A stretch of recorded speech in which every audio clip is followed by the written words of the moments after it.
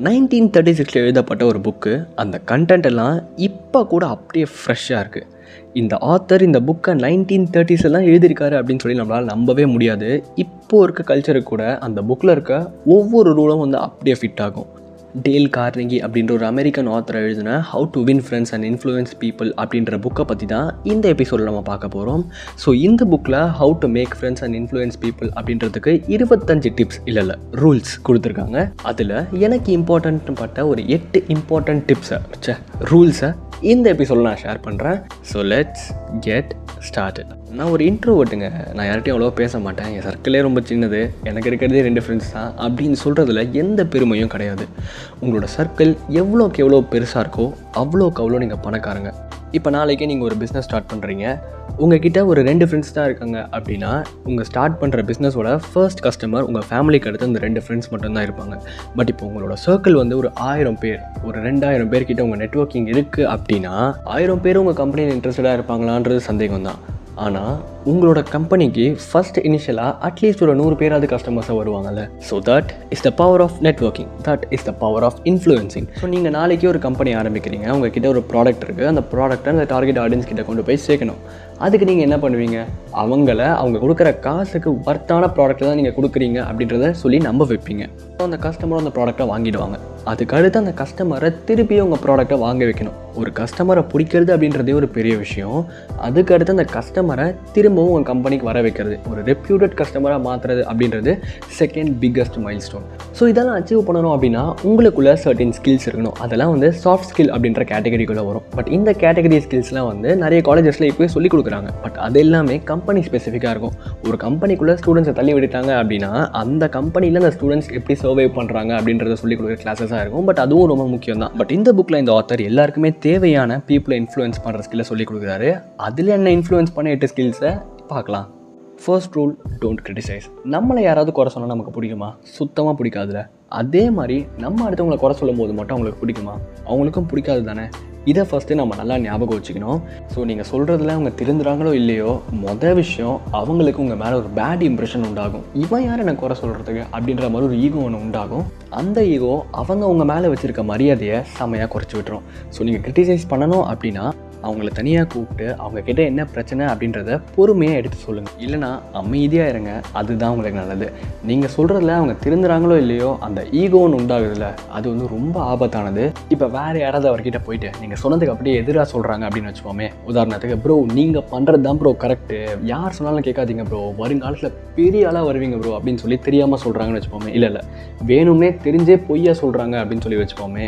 நீங்கள் அட்வைஸ் கொடுத்தீங்க பார்த்தீங்களா, அவருக்கு உங்கள் மேலே பயங்கரமான ஒரு பேட் இம்ப்ரெஷன் உண்டாகும். ஓஹோ, இவர் நம்ம வளர்ச்சி பிடிக்காம தான் அப்படி பேசுகிறாரு போல இருக்குது அப்படின்னு சொல்லி ஒரு கெட்ட இம்ப்ரெஷன் ஒன்று உண்டாகும். அது அந்த பர்சனுக்கு உங்கள் மேலே வச்சுருக்க மரியாதையை செம்மையாக குறைச்சி விட்டுரும். அவர் மட்டும் நான் வாயை வச்சு சும்மாவாக இருப்பார், வேற ஒருத்தங்க கிட்ட போய் உங்களை பற்றி சொல்ல போகிறாரு.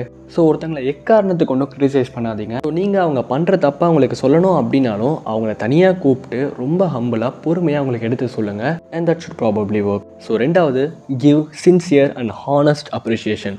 எல்லாருக்குமே வந்து அப்ரிஷியேஷன் அப்படின்றது ரொம்ப பிடிக்கும். ஸோ நம்ம சேனல்லையே சப்ஸ்கிரைப் பண்ணி இந்த வீடியோ கீழே ஒரு நல்ல கமெண்ட் பண்ணுறீங்க அப்படின்னா எனக்கு அது பெருமையாக இருக்கும். அடுத்த வீடியோ பண்ணுறதுக்கு எனக்கு அது மோட்டிவேஷனாக இருக்கும். ஸோ அதே மாதிரி தான் எல்லாருக்குமே.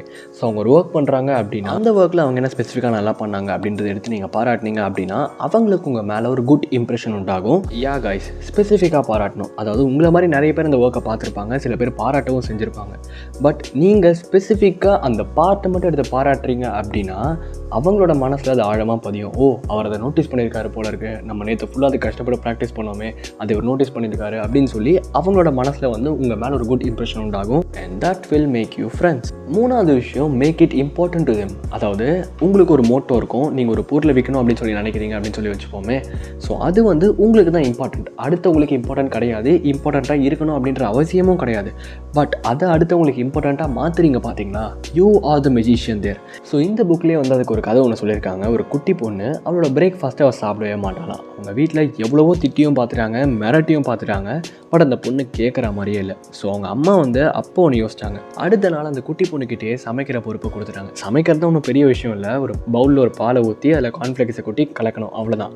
ஸோ அந்த குட்டி பொண்ணு அதை செஞ்ச அப்புறம் தான் சமைச்சது அப்படின்னு சொல்லி அந்த சாப்பாட்டை சாப்பிட்டா. ஏன்னா இப்போது அது அந்த குட்டி பொண்ணு தான் சமைச்சா.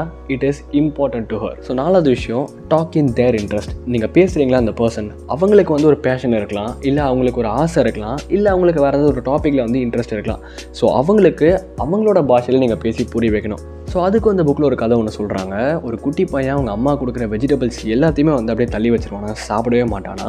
அவனை எப்படி வெஜிடபிள்ஸ் சாப்பிட வைக்கிறது அப்படின்னு சொல்லி அந்த குட்டி பொண்ணு கதை மாதிரியே இவனையும் வந்து செம்மையாக திட்டாங்க, மிரட்டியும் பார்த்துட்டாங்க. பட் இந்த பையன் கேட்குற மாதிரியே இல்லை. ஸோ அந்த பையனோட அப்பா வந்து என்ன பண்ணலாம் அப்படின்னு சொல்லி யோசிச்சப்போ அவருக்கு ஒன்று ஞாபகம் வருது. அந்த பையன்கிட்ட வந்து ஒரு ட்ரை சைக்கிள் ஒன்று இருக்குது. அந்த ட்ரை சைக்கிளில் அந்த பையனுக்கு ரொம்ப பிடிக்கும். ஆனால் பக்கத்து தெருவில் இருக்க ஒரு பையன் வந்து இவனை அடித்து போட்டு அந்த சைக்கிள் எடுத்து அவன் பாட்டு ஓட்டிக்கிட்டு இருப்பானா.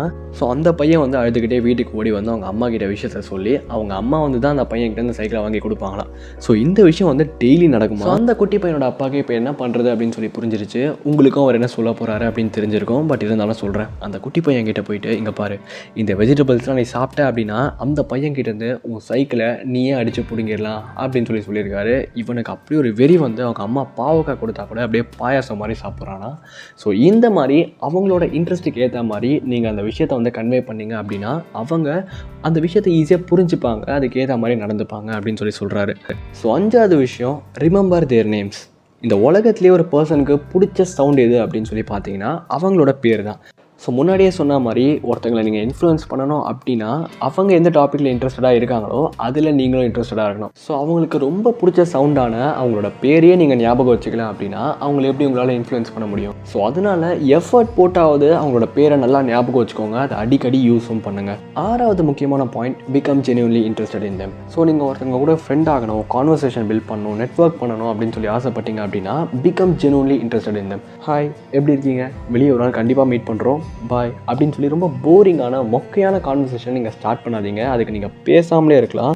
பட் நீங்கள் ஒரு இன்ஃப்ளூயன்ஸராக மாறணும் அப்படின்னா அந்த கான்வர்சேஷனை இன்ட்ரெஸ்டிங்காக மாற்றுங்க. அடுத்தவங்களுக்கு என்ன பிடிக்கும் அப்படின்றத கவனிங்க. அவங்களே அவங்கள பற்றி சொல்லுவாங்க, நீங்கள் கவனித்தா மட்டும் போதும். அவங்க எப்போ கண்டென்ட் காலியாகி பேச்சை முடிக்கிறாங்களோ, அவங்க இவ்வளோ நேரம் பேசுனாங்கள்ல, அதுலேருந்து ஒரு 2-3 கேள்வி எடுத்து விடுங்க. இந்த கான்வர்சேஷன் அப்படியே ஹெல்த்தியாக போய்கிட்டே இருக்கும். ஸோ 7வது முக்கியமான விஷயம், அவாய்ட் ஆர்கியூமெண்ட்ஸ். ஆர்கியூமெண்ட்ஸ் அப்படின்றத முடிஞ்ச அளவுக்கு அவாய்ட் பண்ணுங்கள். அதையும் மீறி ஒரு ஆர்கியூமெண்ட் ஸ்டார்ட் ஆகுது அப்படின்னா அந்த இடத்துல இருந்து அப்படியே நைஸாக கண்டிக்கோங்க. ஒரு ஆர்கியூமெண்ட் அப்படின்னா என்ன அப்படின்னு சொல்லி பார்த்தீங்கன்னா 2 ஈகோயிஸ்டிக் பீப்புள் நான் சொல்கிறது தான் கரெக்டு அப்படின்னு சொல்லி பேசுகிறது. நான் ஜெயிக்கிறேன்னா நீ ஜெயிக்கிறியா பார்க்கலாம் அப்படின்னு சொல்லி சண்டை போடுறதுல எந்த யூஸ்மே கிடையாது. நீங்கள் ஜெயித்தாலும் தோத்தாலும் people will hate you. So நீங்கள் அவன் கூடயாவது ஆர்கியூ பண்ண போயிட்டு நீங்கள் தோத்துட்டீங்க அப்படின்னா நீங்கள் ஆர்கியூ பண்ணிங்களே அவனும் அவன் டீமும் உங்களை வச்சு செஞ்சுருவாங்க. நீங்கள் ஜெயிச்சிங்க அப்படின்னா ஓஹோ என்னை தோக்கடிச்சிட்டியா, வேறு விஷயத்தில் உன்னை தோக்கடிக்கிறேன் பாரு அப்படின்னு சொல்லி அதுக்கான வேலையை அவங்க பார்க்க ஆரம்பிப்பாங்க. ஸோ அதனால் முடிஞ்ச அளவுக்கு ஆர்கியூமெண்ட்டை அவாய்ட் பண்ணிடுங்க. லாஸ்ட் விஷயம், 8வது விஷயம், பி எ குட் லிசனர்.